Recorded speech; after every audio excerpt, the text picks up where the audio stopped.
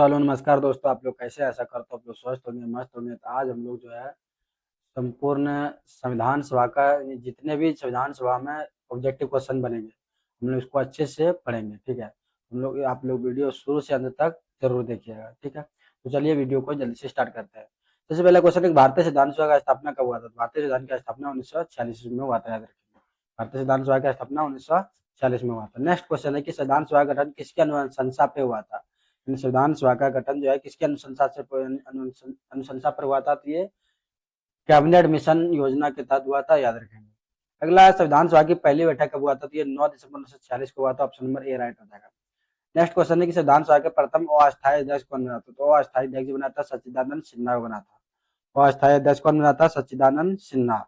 आप इसको अच्छे से याद रखेंगे। ठीक है, और ये भी याद रखना आपको, ये सच्चिदानंद सिन्हा अस्थायी अध्यक्ष जो बना था 9 दिसंबर 1946 को ही बना था।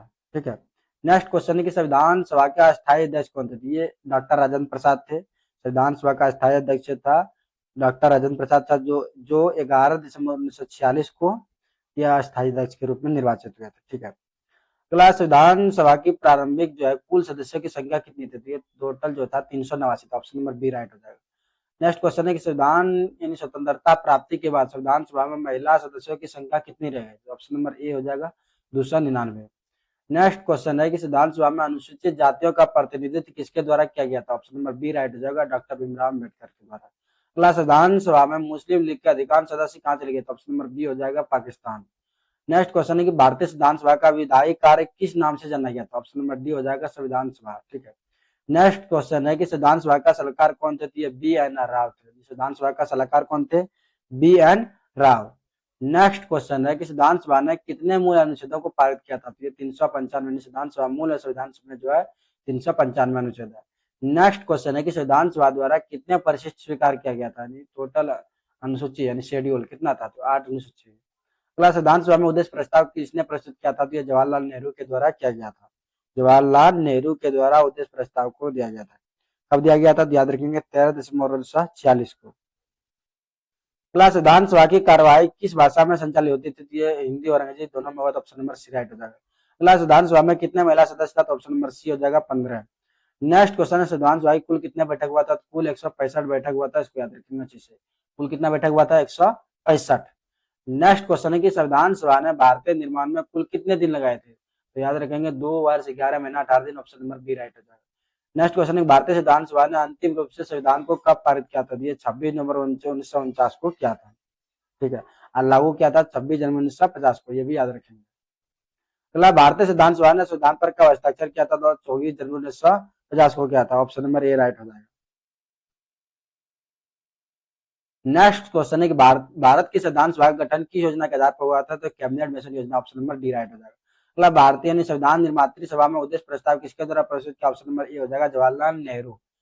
नेक्स्ट क्वेश्चन है कि संविधान निर्मात्री सभा के रूप में प्रारूप समिति के अध्यक्ष कौन चुने गए थे? प्रारूप का डॉक्टर भीमराव अम्बेडकर। तो ऑप्शन नंबर डी राइट हो जाएगा। अगला, संविधान सभा के अध्यक्ष कौन थे? तो ये डॉक्टर राजेंद्र प्रसाद थे। नेक्स्ट क्वेश्चन है कि भारतीय संविधान को कब लागू किया गया था? ऑप्शन नंबर ए हो जाएगा, 26 जनवरी 1950। ठीक है, नेक्स्ट क्वेश्चन है कि भारतीय संविधान का निर्माण किसने किया था? तो ये डॉक्टर भीमराव अम्बेडकर ने किया था। डॉक्टर भीमराव अम्बेडकर ने। तो इस वीडियो हम लोग टॉप जो है यानी 26 प्रश्न को अच्छी तरीके से देख लिया। अगर आप इस 26 प्रश्न को याद रखते हैं तो इसके अलावा आपको विशेष पढ़ने की जरूरत नहीं पड़ेगा। लेकिन इसके साथ साथ आपको हम और भी कुछ पॉइंट बता दे रहे हैं जो याद रखेंगे। सबसे पहला, 29 अगस्त 1947 को प्रारूप समिति का अध्यक्ष जो था डॉक्टर भीमराव अम्बेडकर को बनाया था। तो प्रारूप समिति का गठन सबसे पहले याद रखना, प्रारूप समिति का गठन कब हुआ था? तो याद रखना, प्रारूप समिति का गठन हुआ था 29 अगस्त 1947 को। 29 अगस्त 1947 को। दूसरा, कि संविधान सभा का जो अंतिम बैठक हुआ था 24 जनवरी 1950 को हुआ था।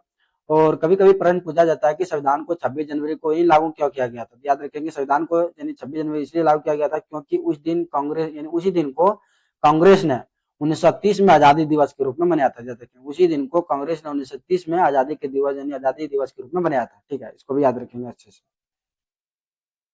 अगला, उसी से रिलेटेड पूछता है कि राष्ट्र ध्वज जो है, भारत का राष्ट्र ध्वज जैसे तिरंगा, इसको कब अपनाया गया था? याद रखेंगे 22 जुलाई 1947 को। 22 जुलाई 1947 को। और दूसरा, इसी से रिलेटेड एक जो और क्वेश्चन पूछता है कि राष्ट्रगान जो राष्ट्रगान है जनगण मन, इसको जो कब अपनाया था? याद रखेंगे 24 जनवरी 1950 को। और राष्ट्रगीत को भी इसी दिन अपनाया था, राष्ट्रगान और राष्ट्रगीत दोनों को 24 जनवरी 1950 को ही अपनाया गया था। इसको भी आप अच्छे से दिमाग में डालेंगे। और 24 जनवरी 1950 को ही डॉक्टर राजेंद्र प्रसाद भारत के पहले राष्ट्रपति के रूप में चुने गए थे। ठीक है। और इससे रिलेटेड है, और राष्ट्रपिता की डॉक्टर भीमराव अम्बेडकर ने संविधान सभा में संविधान का अंतिम प्रारूप कब पेश किया था? तो याद रखेंगे 4 नवंबर 1948 को संविधान सभा का अंतिम प्रारूप पेश किया गया था डॉक्टर भीमराव अम्बेडकर के द्वारा। ठीक है। तो उम्मीद है आपको ये वीडियो पसंद आएगा, तो पसंद आएगा लाइक, चैनल को सब्सक्राइब जरूर कीजिएगा। ठीक है। मिलते हैं हम लोग किसी नेक्स्ट वीडियो में, तब तक के लिए धन्यवाद। और ये भी याद रखेंगे अगले हम लोग वीडियो में हम लोग संघ और राज्य क्षेत्र के बारे में पढ़ेंगे। ठीक है। तो मिलते हैं नेक्स्ट वीडियो में।